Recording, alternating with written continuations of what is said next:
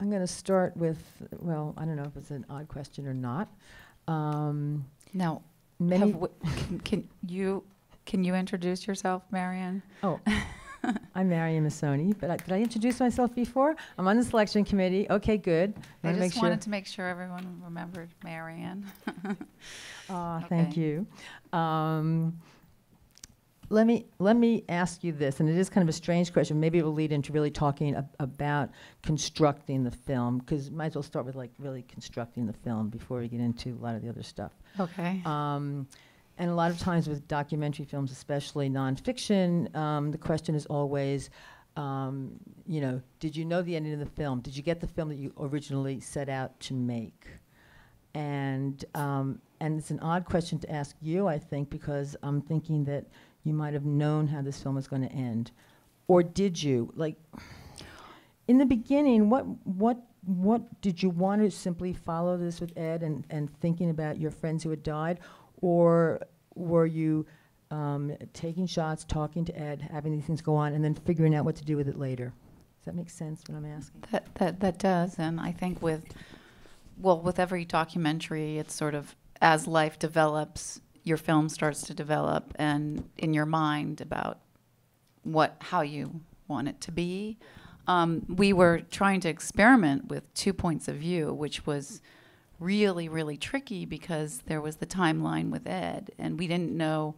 Like, I believed that he was going to get the bone marrow transplant when we first started, and I actually, the moment in the film where I say, "But aren't you going to get the bone marrow transplant, Ed?" was the moment where I realized in real life that, oh, he's probably not going to get the bone marrow transplant. So I think that with every documentary, it informs you as life unfolds. But we were interested in experimenting with this notion of 2 points of view. And so I always imagined that, but that was always a mystery. Would we be able to pull it off? And one of the things we immediately started to do out of sort of the typical order of things was start to try to write a voiceover. And the voiceover is so different, Ed's voiceover versus my voiceover, but we wanted to get, his is more formal, mine's more emotive. But we wanted to get all his voiceover down first. So that was sort of, it was exactly how I imagined the film would be. No, actually, I was like, it's what we wanted it to be, the closest to the truth as it was unfolding. And I think that intention is there in the film.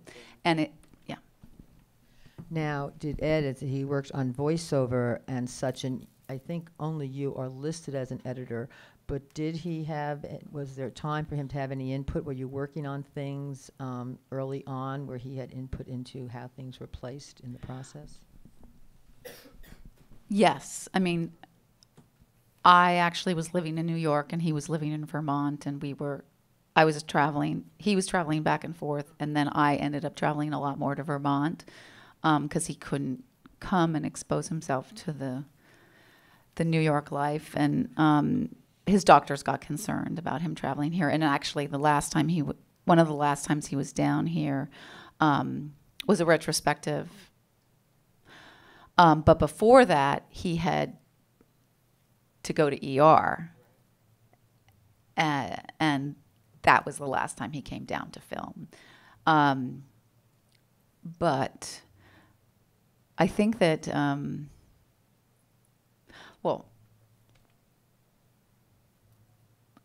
it was.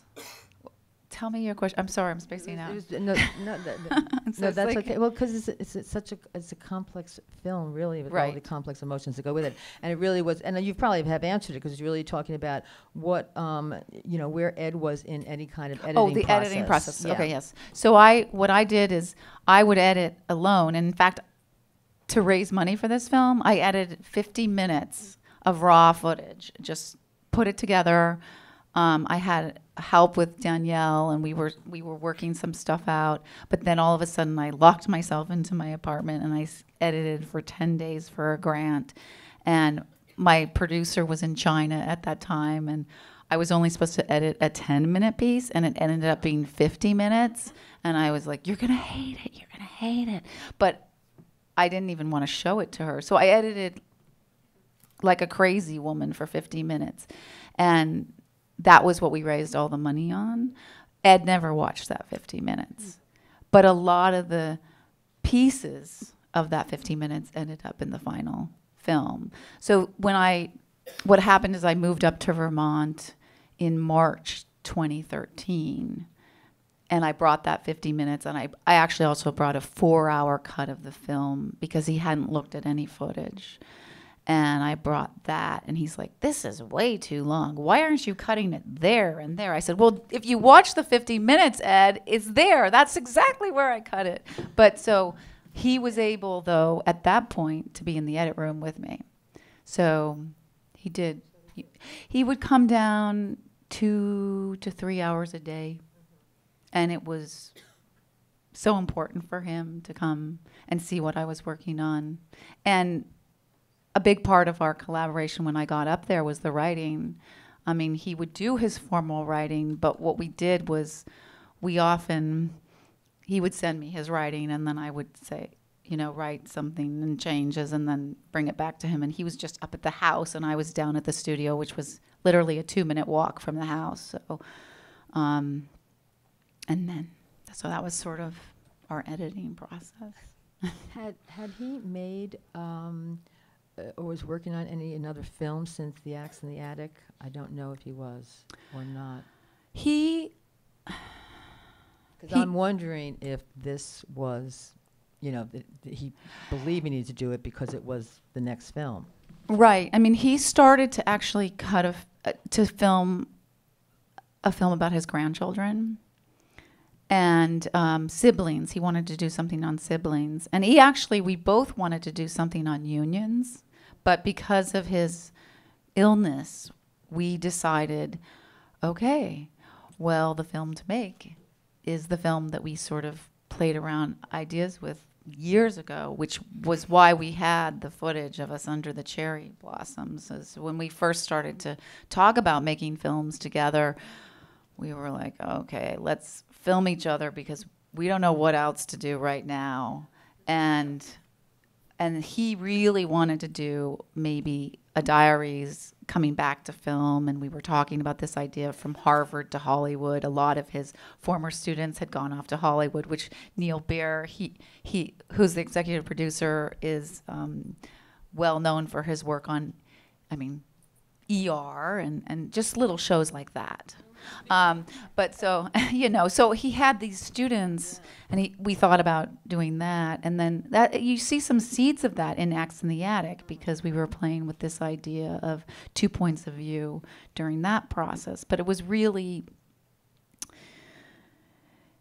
he couldn't do a film, actually, by him. He couldn't do it. So... I do want to turn it out to the audience, but I think just before then, I do want to talk about Jane a little bit. I'm sure there may be many things to talk about her. Jane the colorist? No, yeah. Okay. Jane Pincus. Yes. Did you envision that part? She's like, did you envision all that in the film as you were starting? Because I'm sure you obviously know her well, so you know what kinds of feelings she'd had. Mm-hmm. But were any of them surprising to you as you went along the process, or did you sort of know that was there and then attempted to get all those things from her? No, actually. No, and yes. Basically, I, from the very beginning, said if we do this film, Jane has to be on board. It's what he says in the opening scene. He says, I thought about it in the shower, and I realized I have to go back and get her approval. And I said, yes, you do. And it was a constant negotiation. I didn't envision it being as much a part of the film. But I remember Danielle saying, well, there was a piece of footage, the footage where she's reacting strongly against the film, that he shot, and then I wasn't supposed to look at. She didn't want me to look at it. And then I had the fall, the accident when I fell off the ladder, and we were trying to get a grant. And I said, what's that piece that I'm not supposed to look at? And Danielle's like, no, we can't put that in the film. I said, let me look at that. And so I looked at it. I was like, oh my gosh, this has to go in the film. And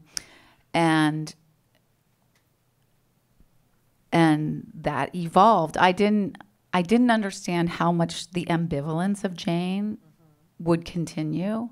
I really thought the moment where we were sitting around the table and she calls it like feeling like rape, I really thought, oh, I didn't understand the invasion that she felt. And we took that scene out several times in the cut. And it just, every time we took it out, it felt, because we wanted to, she had ambivalence, but she was also in the film. She was also being supportive. And I didn't want it to dominate, but it was dominant. So we wanted to be as true to life and authentic and as intimate as possible. That was the goal of the film. Like we had unique access with our friendship and our knowing of each other, and we wanted to create a piece that was true to that. Okay. I've had my turn. Do we have any questions? Any comments? Yes. All right. Yeah, I think that's more of a comment of a question. Maybe you can talk about that, not just the ambivalence that Jane shows, but that so many people that you film may have that. Well, and even me being in the film. I mean, the thing is, I'm in the film because of the vulnerability that I feel, and it's a real challenge to edit myself and be kind to myself. I'm much kinder to people who are not myself, I feel. And I judge myself in such a different way. So people, when they let you into their lives and they allow these deep, intimate moments to be filmed and then projected on the screen, it's constantly, it's the point. Someone once said to me, actually it was Tom Powers, he said, he used to make films, and he said, I didn't want to be I wanted to make documentary, but then I realized I couldn't make documentary because the moment where you're supposed to be moving into the film, where they're crying or they're more vulnerable, is the moment I want to shut off the camera. And I couldn't do it. But every documentary filmmaker feels that way. They don't want to film it. They want to shut off the camera, but you have to keep filming. I mean, it's an interesting it is exercise. Dilemma. Yes. For it. Because you're constantly negotiating that with your subjects and making sure they trust, because it's about trust. Yeah. It's about trusting. And apparently negotiating with yourself too. Yes. Because it's, you have to feel it, but you have to be able to do it. I don't know. There's a lot of documentary filmmakers out there. Does anybody want to add anything? Uh-oh. Yes. So that was a question. Everybody in front heard it. Were you and Ed sort of pushing when Jane was saying she didn't want to be filmed, et cetera? And at what point, you said it much better than I can repeat it. At what point did you make the decision or come to the agreement, I guess, to keep filming? We were constantly evaluating that and reevaluating that. And at the point that I stopped filming, it was still a question.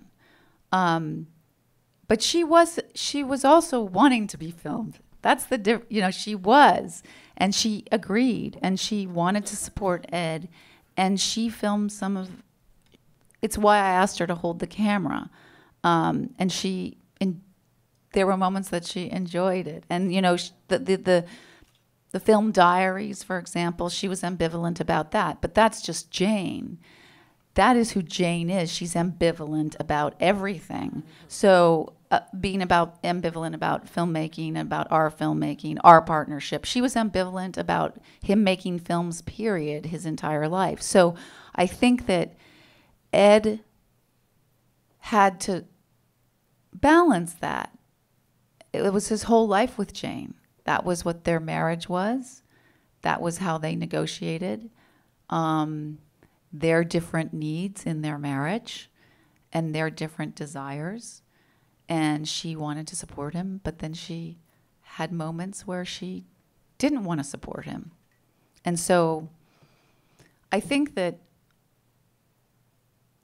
Ed was instrumental in guiding me, because there were many times I wanted to just say, forget it. But he was instrumental in saying, look, like he says, she's both jealous and ambivalent, but she loves my filmmaking. She wants to be there. So I think I'm interested always in, some people call it shades of gray, but I call it the gray zone of life. And I think that this film captures that in both Jane and Ed and myself, in our ambivalence about what it means. Because I was ambivalent about the Karen and Susan story. I didn't want to film that. I wanted to protect that. I wanted to have that for my private life and for the people in my circle with that grieving of that deep loss. So it wasn't just Jane. I mean, I shared it too, and so did Ed. So I hope that's an okay answer and not an evasive answer. You mentioned just before about Jane at one point giving Jane the camera. Talk about who is using the camera when, because I see, certain power if you have the camera, and who's then guiding those trains, et cetera. And also that moment when you're talking and Ed has turned off the video on the camera. Did he really accidentally? Do that then? Was it totally accidentally? Because to me, it just seems so, oh my God, isn't that really interesting just at this moment when you were saying these things. But if you can talk a little bit about how choices were made, and I have a feeling they were not arbitrary, as to who was going to film one, and certainly when you gave the camera to Jane, and what that did to the filmmaking process of who had the camera. Well, it's interesting because as I say in the film, something about framing the pain of life through a lens makes it manageable. And so I felt, Jane had she's a photographer. She takes a lot of pictures. She understands that. She's also a painter. She's also an artist. So she understands framing life that way. So it was a constant fluid. There wasn't as intentional, like, we're going to give Jane the camera now. It was actually in the moment where when she told me, just for example, early on, where she said we were negotiating, me being there, like the first time I come back to Vermont, and she's holding the camera, and she's like, Ed says, I think I want to make a film with integrity. I don't think it's as hard as you think. I actually asked her, please hold the camera, because I think it might help you feel more comfortable about this discussion, that it's not just about you, but it's about all of us trying to figure this out together. So it was much more spontaneous. Yes. It's about talking about the end of the film and how you're playing. Everybody heard that, so I don't have to repeat it. Well, I think we actually do it a lot in the film, because the film is a lot about filmmaking and the collaboration around filmmaking, and is the camera off or on, and who's holding the camera. So actually that was, I thought, thematically linked to that motif in the film. So what I thought was interesting for that ending, and Ed saw that ending actually, and we were like, is it working or is it not working? And in the end, we kind of we decided it was. But what was, all his narration is so precisely written, and part of it was he had Parkinson's, and so for him to do voiceover, it was really hard for him to articulate words. But even in life, he was a more controlled person. It's like when they're sitting around with the cousin, and the cousin asks, why does your marriage work? And Jane gives her a very emotive answer, and Ed then tells a story about why their marriage works. That was what Ed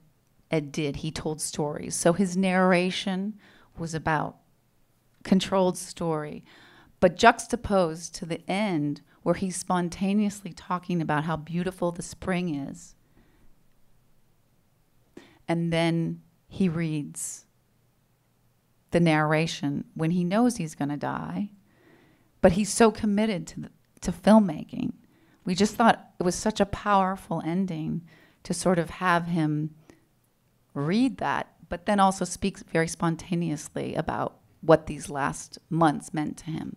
And we were never interested in filming up until the point of his death. We were always interested in making this film more about life and the trials and tribulations around life and triangles and marriages and doctors and all that, rather than about him dying. So I thought that was a very live moment where there he was, not only speaking about life and the beautiful maple tree, but also then reading the voiceover and his commitment to that film and getting that film, our film, done. Okay, we have one more question. Yes. This is a question about there was a working title, The Elephant in the Room, and how we came to this title. Well, there were no more elephants in the room. And, you know, One Cut, One Life was always the second. I mean, it was a popular title. We had it. We had this beautiful scene where he explains. I mean, it almost seemed too specific to the movie. And there was always this question, like, we had this question, like, how will it respond? Will it be too on point? But then in many ways, I like the fact that it's so on point. But, you know, everyone always says, is it one cut, or is it one life, two lives, one cut? So it's like, okay, so you stress out a lot about the title, and we wanted to do it about Aikido, because Aikido was the thing that grounded him. And it grounds, I mean, even the ideas around Aikido, however you find solace in life, I mean, that was what grounded him. That's where he had energy. And that's where I have energy. I mean, part of that scene goes on to have me say at the cutting room floor was, you know, you've talked about being one with your camera. Once you become one with your camera, that's it, Lucia. So that's my moment that feels right too. I became one with my camera with this film. And so it's one cut, knowing your tools, knowing repetition of movement. It just felt like the right title. Well, I think that's a fitting way to end this. Lucia, thanks very much for this really beautiful, beautiful film. Thank you. Thank you. Thank you. Thank you so much.